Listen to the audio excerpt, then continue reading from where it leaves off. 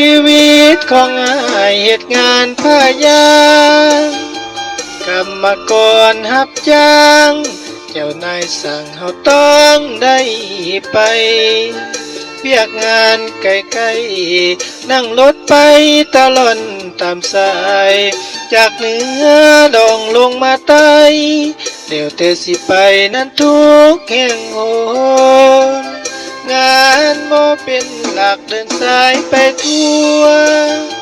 เพื่อพ่อแม่ครอบครัวทางบ้านนั้นทุกค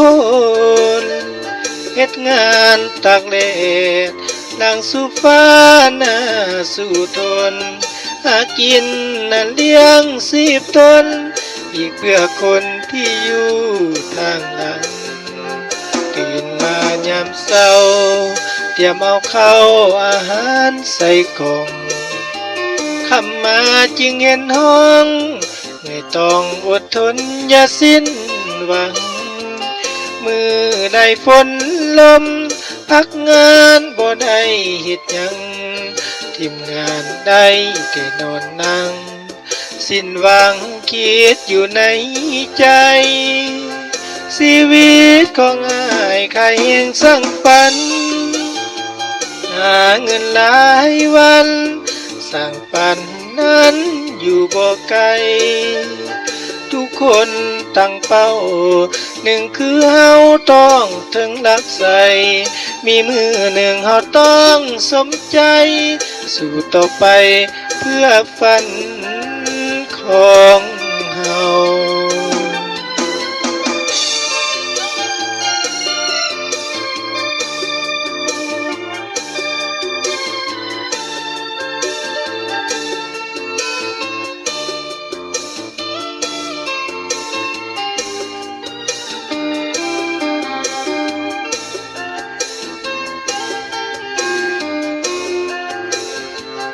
ตื่นมายามเช้าเตรียมเอาข้าวอาหารใส่กล่อง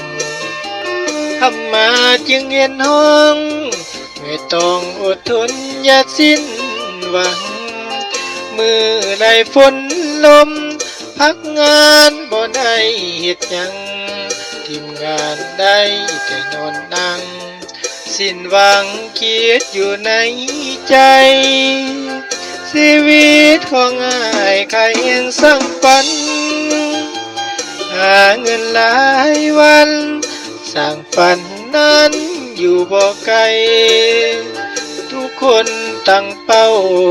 หนึ่งคือเฮาต้องถึงนักใส